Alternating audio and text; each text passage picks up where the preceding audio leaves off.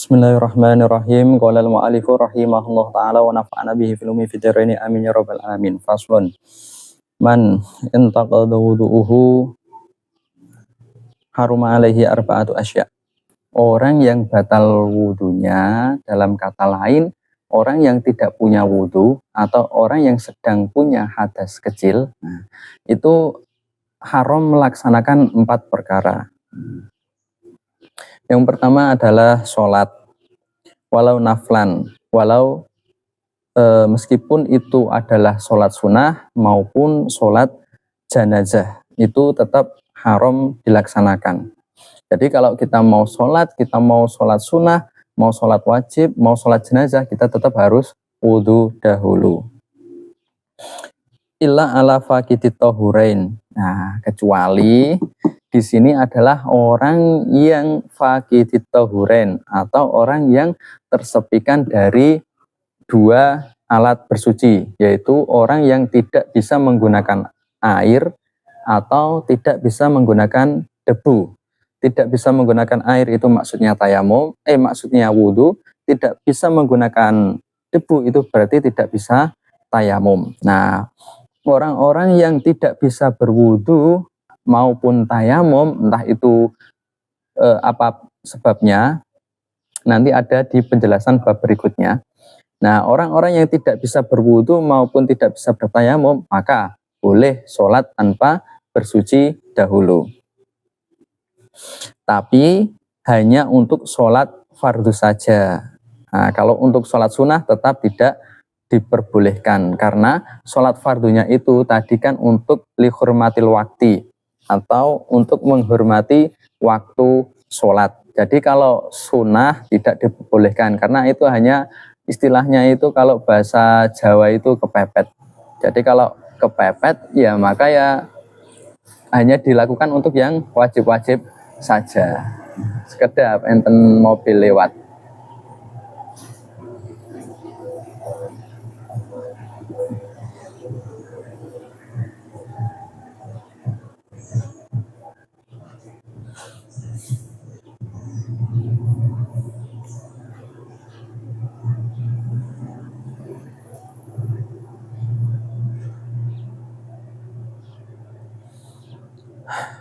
Bismillahirrahmanirrahim. Wa yuqda idza qadara ala ahadihima.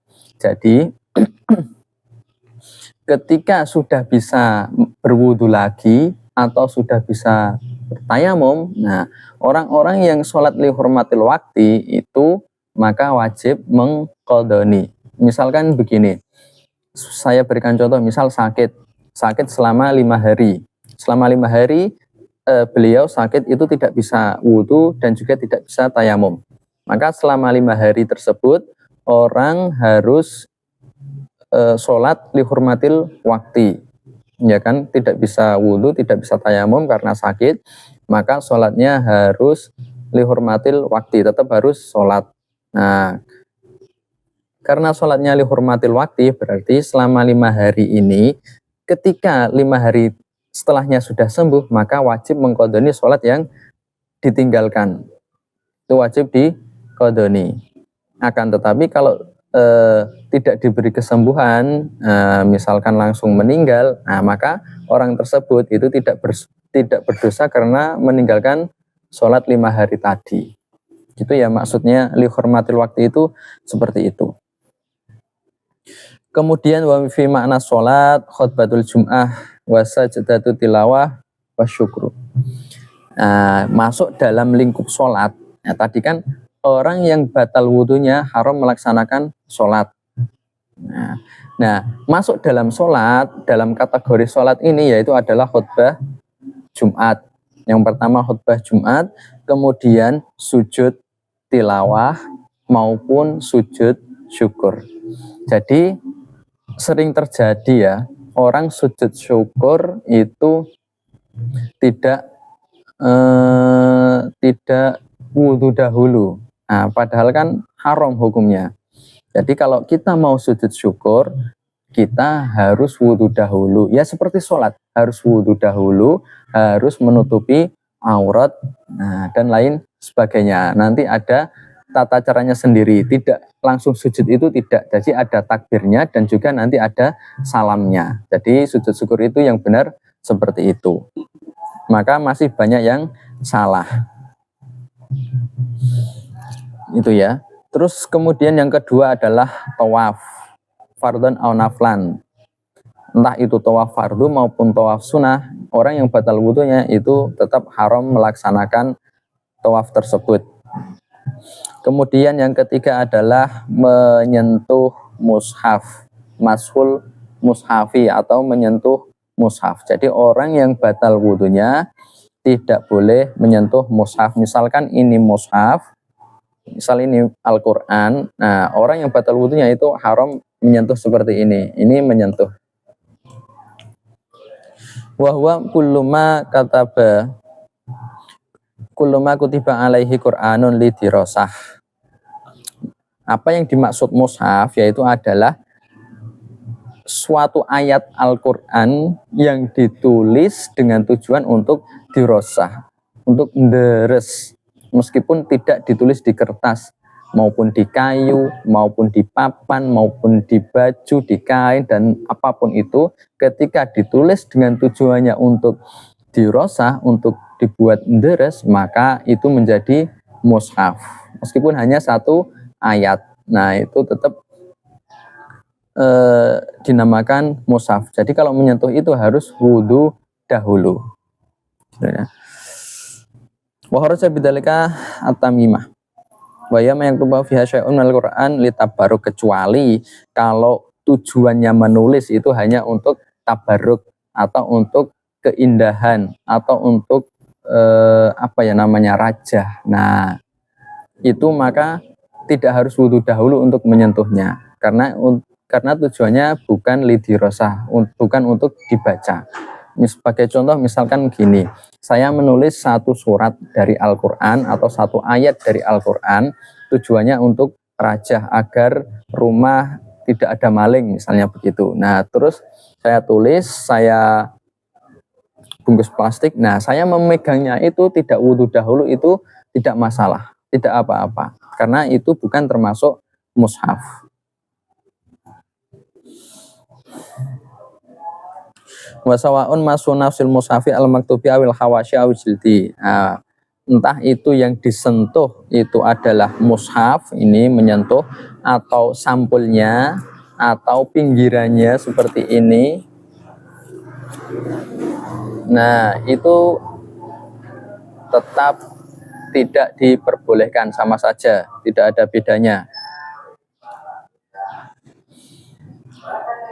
Walilafi wasunduk idakana fihina al-mushaf, atau tutup peti. Sebentar ya, ada tahu bulat.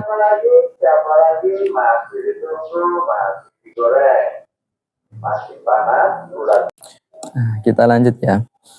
Nah, di sini juga haram menyentuh kantong atau tutup peti yang mana di dalamnya itu ada mushafnya. Misalkan ada Al-Quran ditaruh di peti, terus kita menyentuh tutupnya itu, nah menyentuh kantongnya itu juga haram hukumnya.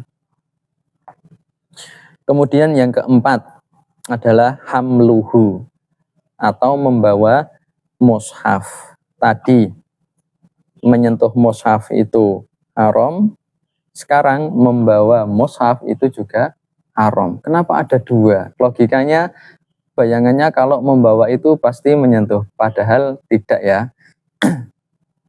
Bisa jadi itu membawa tanpa menyentuh. Misal ini mushaf ditaruh di kantong kresek terus ditenteng, nah itu kan namanya membawa. Nah itu membawa mushaf tapi tidak menyentuh, nah itu hukumnya juga haram. Illa fi mata'in fayahilu hamluhu mahu tab'an, kecuali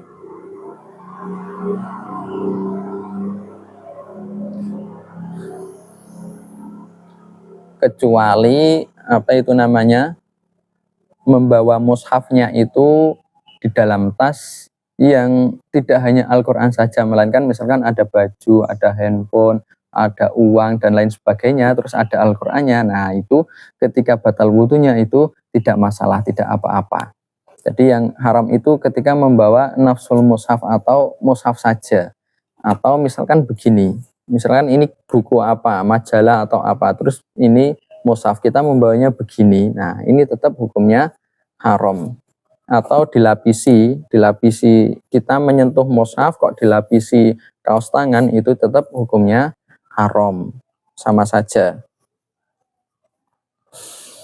Walau alqahu muslimun fil qadurah, kotoran, wal iyadu billahi ta'ala sora al kafiran. Mana ini tadi ya.